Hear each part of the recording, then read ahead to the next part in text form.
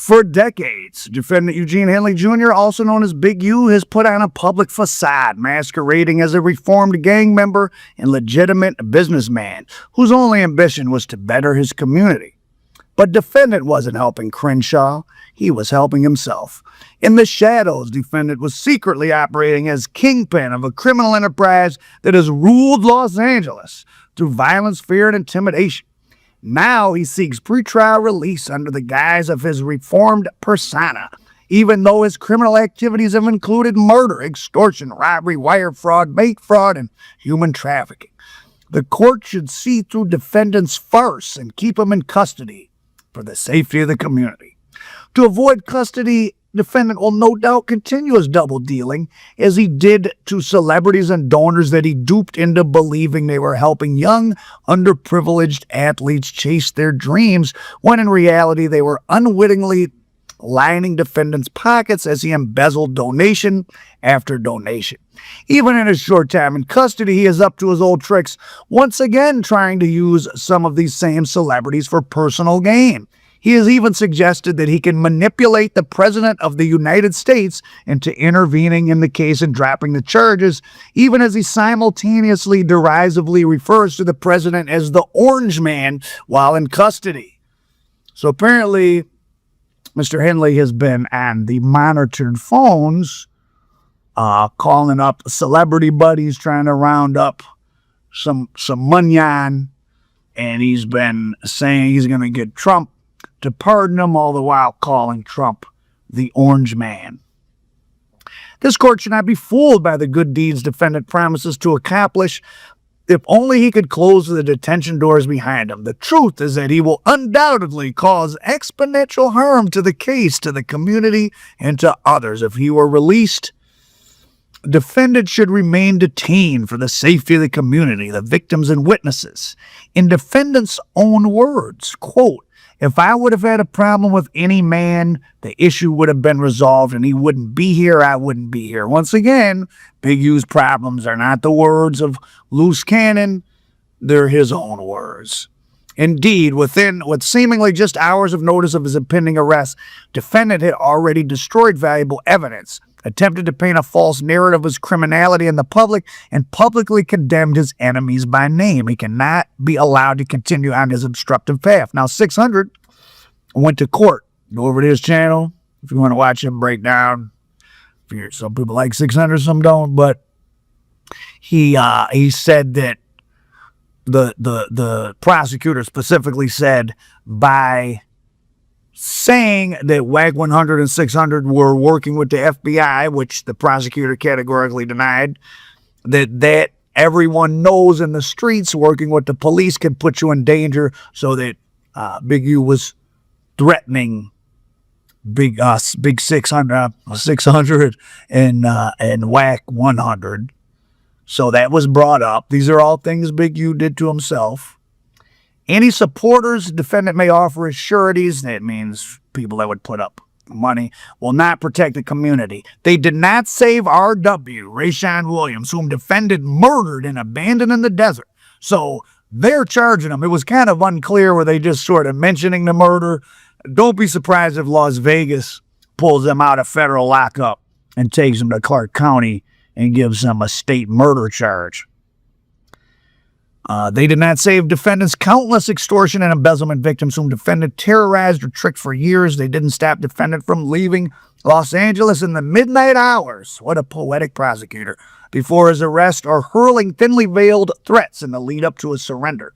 This court should have no trouble finding the defendant represents a danger and risk of non-appearance. With the utmost respect to pretrial services, pretrial supervision is not enough. For the sake of the community, defendant should remain in custody.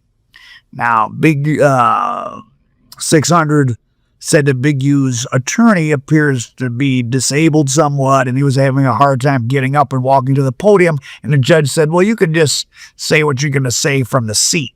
So it was a much less stirring presentation, which simply consisted of saying, well, he's never run from a case before, so you should let him out. Well, he did hide out for 6 hours or 8 hours or destroyed evidence. So he did go on the run briefly. So not much of a defense was offered, or not much of a reason to give a bond was offered by his defense attorney. Statement of facts. Defendant is a dedicated Rolling 60 leader of his own violent racketeering enterprise. Hey, any Rolling 60s watching this, highly advise you to be careful, because they're throwing that word around a lot. They are probably poking around for all sorts of things. But defendant is an avowed and famed member of the Rolling 60s neighborhood Crip Street gang. As early as 92, the LA Times described defendant as the leader of the gang. I've read that article. So in 92, a guy named Stone was killed out in Duarte by the Do-Rock Crips in a reefer deal gone bad. Stone and another guy from the neighborhood who wasn't in the gang, they were left dead.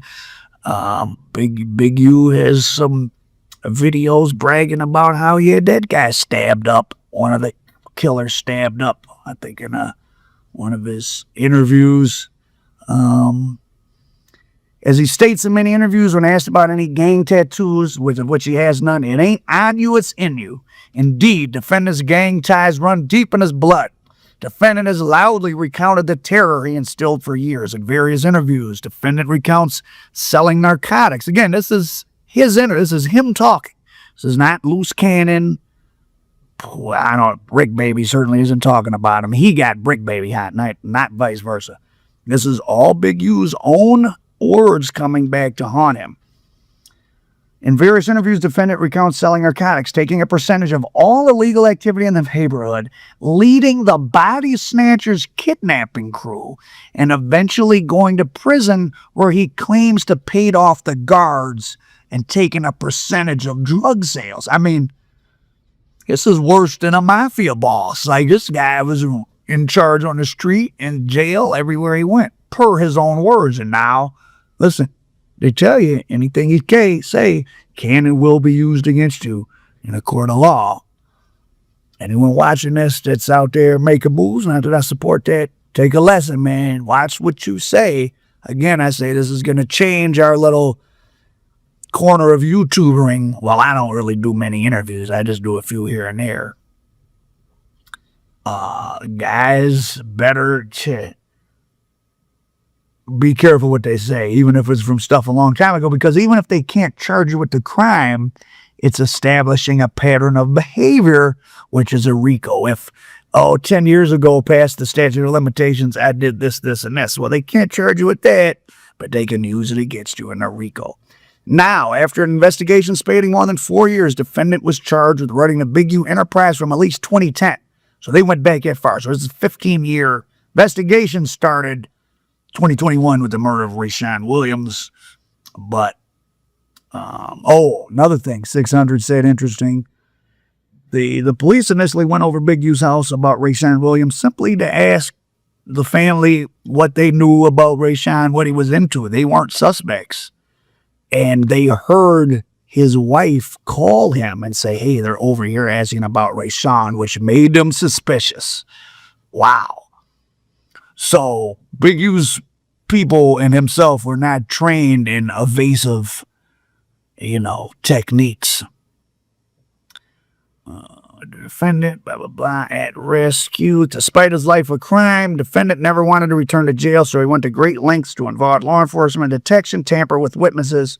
Recent examples of defendant's acts are threats of violence. So just, I didn't say in the beginning, this is obviously the prosecutors taped up a thing they gave to the court before today's bond hearing for Big U, which was, of course, denied.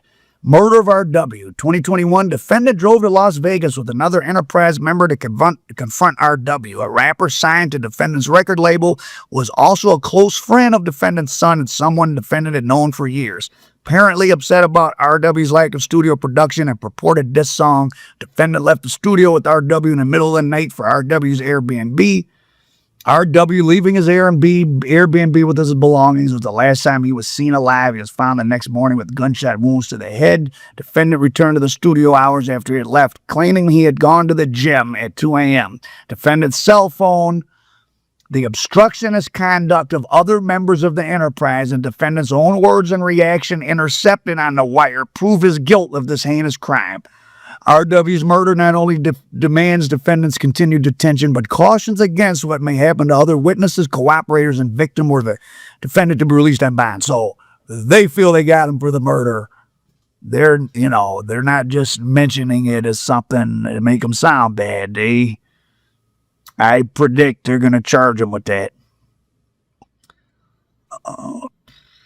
Oh, you've heard all this stuff about the dispensaries, the 30,000. I'll tear this bitch up. There won't be a club there no more.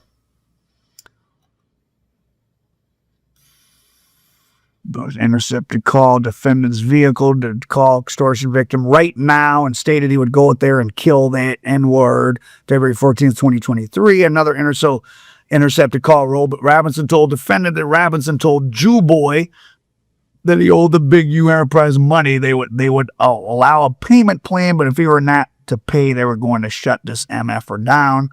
Power to direct violence. This makes you dangerous in the government's eyes, making them that much more dangerous. Defendant holds power over others threatening and committing violence. For example, November 23rd, 2022, on an intercepted call, defendant said that he can pay 3 people $50 each to beat someone up, and described paying people to mess up a store that was refusing to provide defendant a discount. On April 17, 2023, on another intercepted call, defendant directed an individual to deliver a message to another reefer dispensary owner that defendant said F him and that he fucked with the wrong guy. Despite a 23-year sentence for armed robbery, defendant stayed armed. Since at least July 20th, 1992, defendant has been prohibited from even possessing firearms based on his felony convictions for second-degree robbery, conspiracy, and dope trafficking, for which he received a 23-year prison term. California, you get about half time your first, so he did about 12 years. So he went in 92, he came out in like 03 or something. Upon his release from prison, he nevertheless continued to use firearms himself, like when he murdered RW, and directed others to use firearms, like when they robbed victim one's dispensary. You've heard a lot of this stuff here. Defendant is not only a physical danger, but a financial danger. Defendant's crimes against victims are not confined only to violence. He spent decades creating a facade of a reformed gang member who seeks to build rather than destroy his community. So disguised, defendant used that persona primarily to take from the very community he claims to help, siphoned off much of the money into his personal bank account. Defendant got richer and richer off his fraud by his extortions and robberies, owning multiple homes, driving a Mercedes, taking lavish trips, and shopping for luxuries like a $30,000 necklace. The money taken from donors and taxpayers' pockets will never find their intended benefactors, the at-risk youth and children of Crenshaw. The damage cannot be undone. But defendant's success in deceiving politicians, celebrities, and community activists, as well as the public at large, further militates. I don't think that's the proper use of that word, Mr. Prosecutor. I'm sure I have a higher score in the GRE than you, but that's another story. Further militates against his release back into that community as he attempts to fund an expensive defense.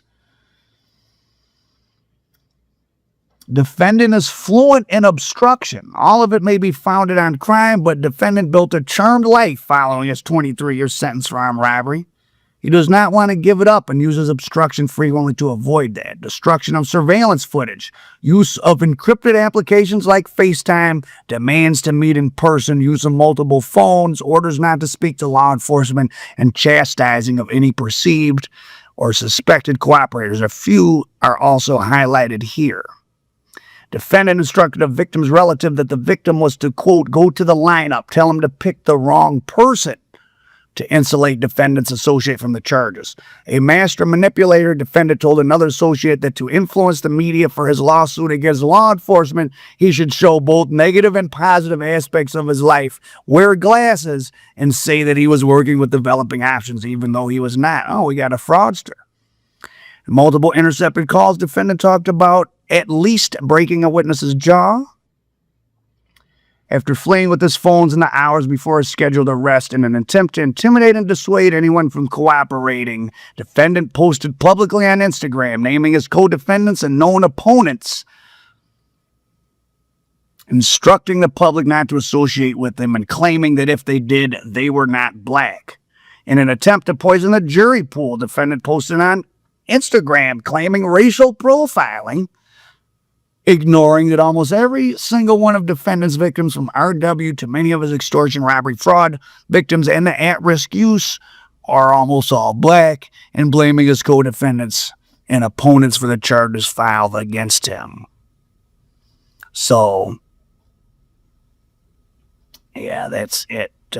Moreover, is currently charged, defendant faces a statutory maximum of well over 600 years. Even discounting defendant's criminal history due to its age, is currently charged. Defendant faces a likely guidelines range of life in prison based on offense level of 43 for count 1 alone.